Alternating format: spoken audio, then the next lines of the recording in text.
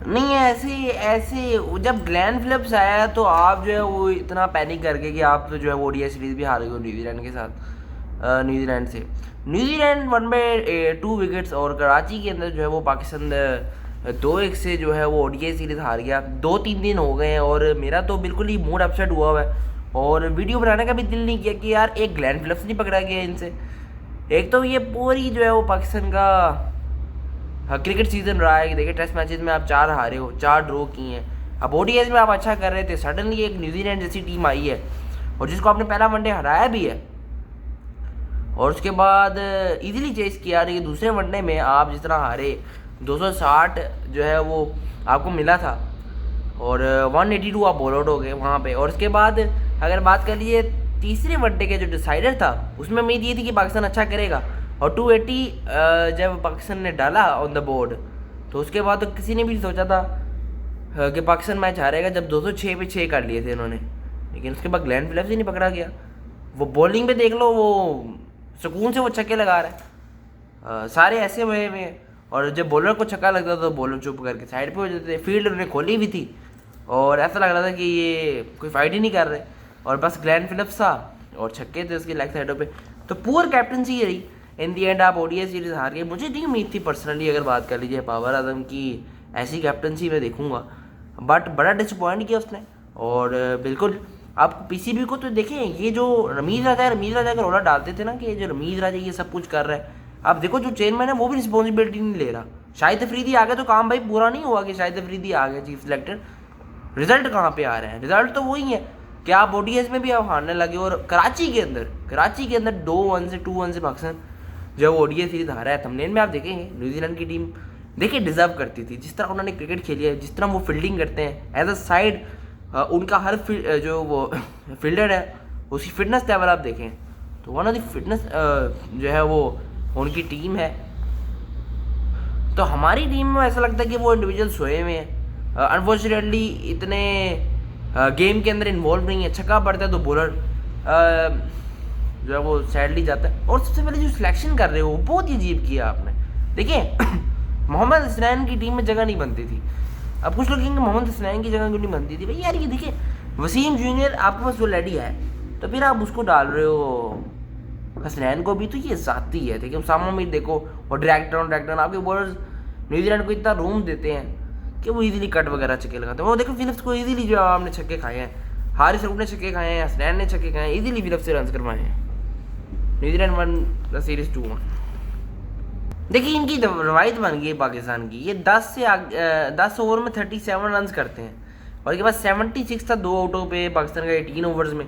तो ये run rate बड़ी स्लो है जब यार तेज़ खेलना है, और लास्ट में जो एक्सेलरेशन ही नहीं हुई।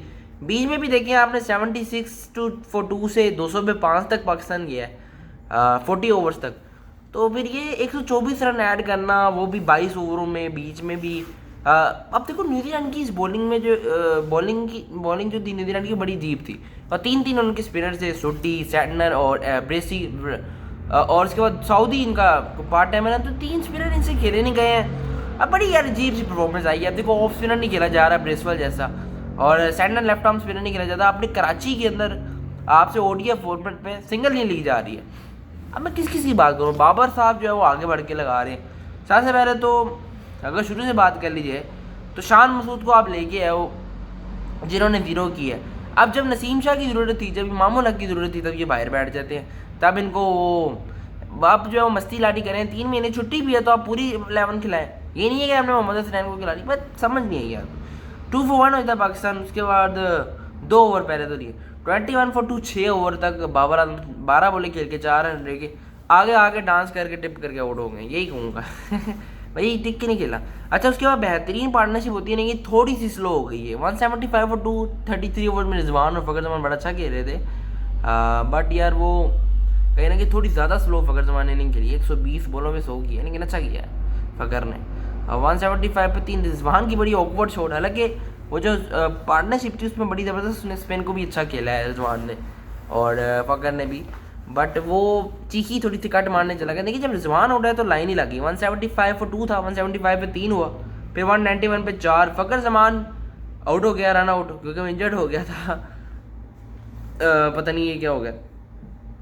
उसके बाद जो आपकी सॉरी बैटिंग लाइनअप है, उसके बाद आपके पास बैटिंग है ही नहीं, हिटर तो है ही नहीं था इस सीरीज़ के अंदर। अगर बात कर लीजिए तो 225 पे 5, 247 पे 6, हारिस सोहेल जो है वो रन आउट हो गया। अब वही मतलब कि हारिस सोहेल साहब यही करेंगे, रन आउट होंगे, अब टीम में आ गए हैं, फिटनेस पे उनका काम करना पड़ेगा। और फ़कर भी रन आउट हुआ है, ये 2 प्लेयर आपके रन आउट हुए हैं बड़े अजीब से। उसके बाद नवाज, देखिए ये इन्होंने एक्सलेशन की ही नहीं है। 191 पे 4 था पाकिस्तान 36 ओवर में, 36 ओवर्स में। तो उसके बाद पाकिस्तान ने कुल 90 रन ऐड किए हैं 14 ओवरों में लास्ट, और वो भी जिसमें लास्ट 5 ओवरों में 450 रन आए हैं 4 आउट दे के पाकिस्तान के। मैं देख रहा था स्टैटिस्टिक्स कि एक्सलेशन तो इनको करनी आती नहीं, फिर भी लेकिन 280 रन वो बहुत थे। 280 फॉर 9 पाकिस्तान ठीक था।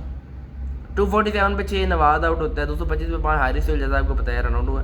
उसके बाद 253 पे था उसामा भी छक्का लगा के, वही इसकी रिवायत है, उसामा में यही कर रहा है, छक्का लगाता है उसकी अगली बॉल पे आउट हो जाता है।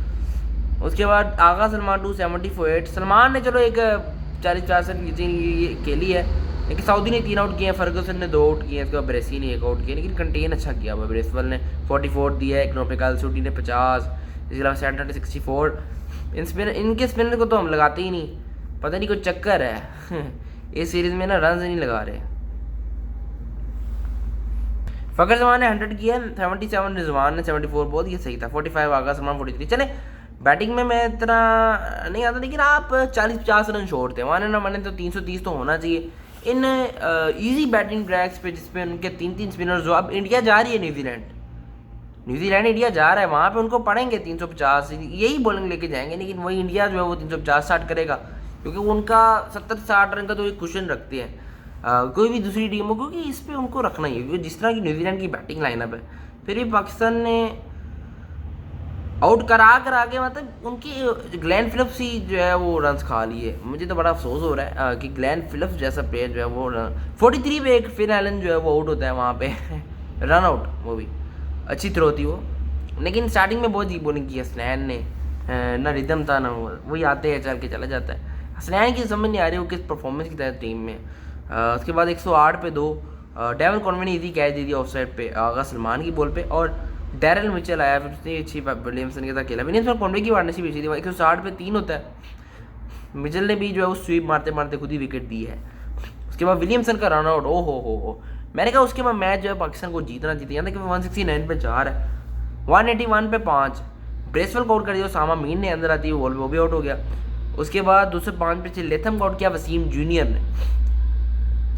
तो जब आप इतने प्लेयर्स को आउट कर भी रहे हो, लेग साइड में मारने गए थे लेथम और विकेट पे लग, तो 205 पे 6 से आप देखो 269 पे 7 सैंडनर एंड पे आउट हुआ है, और 279 पे 8 शुडी आउट हुआ है। कहने का मकसद ये है कि ग्लेन फिलिप्स ने यार क्या कमाल इनिंग के लिए क्विक अराउंड 63-42 उसने किया है, उस 4 छक्के 4 चौके, मैं कहता हूँ कमाल ही खेल गया। और मिचेल ने 31 किया है, विलियमसन ने 53, कॉनवे ने 52, 25 फेनलन और 16 लेथम ने। लेकिन जो मेन चीज़ है ना कि यार देखो सीरीज़ तो गई, सीरीज़ तो पाकिस्तान हार गया, लेकिन यार कोई फाइट तो करे ना फाइट आपने की है 206 पे 6 करके, लेकिन उसके बाद ग्लेन फिलिप्स ने जो है वो हमें कहीं ना कहीं छक्के मार मार के जो हैरान कर दिया। फील्डर्स आपके ऐसे वे में, बॉलर आपके बैक जा रहे हैं, बॉल कराते आते छक्का करते, हर बार बॉलर को चक्का लगा के जो साइड पे कर देता था।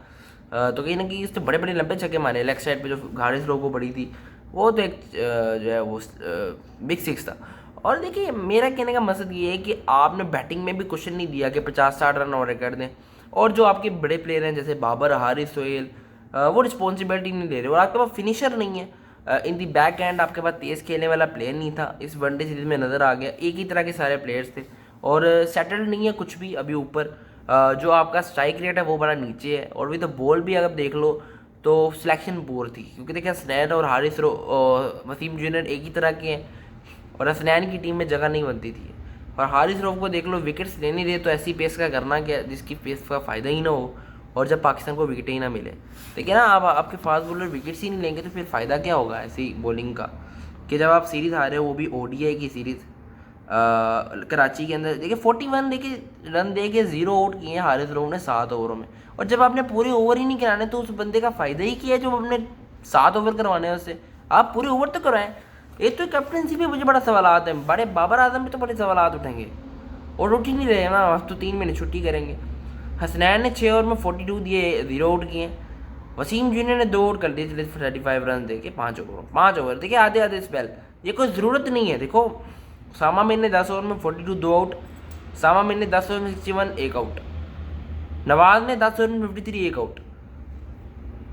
बट तो कहने का मकसद ये है कि जब आपका वो विकेट टेकिंग ऑप्शन ही नहीं हुआ मिडल में, अब देखो सामा मीर है उसको लीड कर रहा है, उस सुकून से खेल रहे हैं नवाज है ठीक है वो कंटेन करता है, एक पीछे ओवर डिलीवरी पड़ गई उसको सैंडनर को, बट इन दी एंड वो सुकून से उसको रन कर रहे थे। ऊपर से देख लो विलियमसन कॉनवे, फिर मिचेल बीच में, फिर फिलिप्स एंड पे।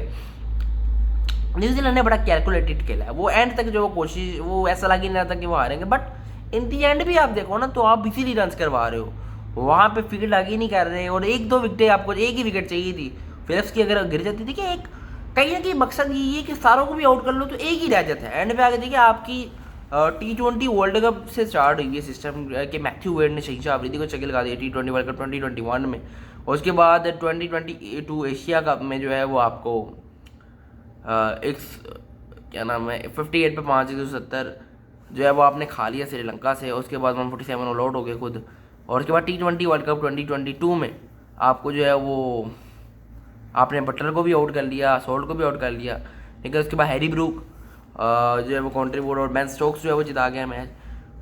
अगर T20 सीरीज़ लाहौर के अंदर बात करिए 4-3 से हारे थे, तो डेविड मलान ने 78 कर दिया था, 220 करके फाइनल में आपको शिकस्त हुई थी, 4 तो ये हो गए।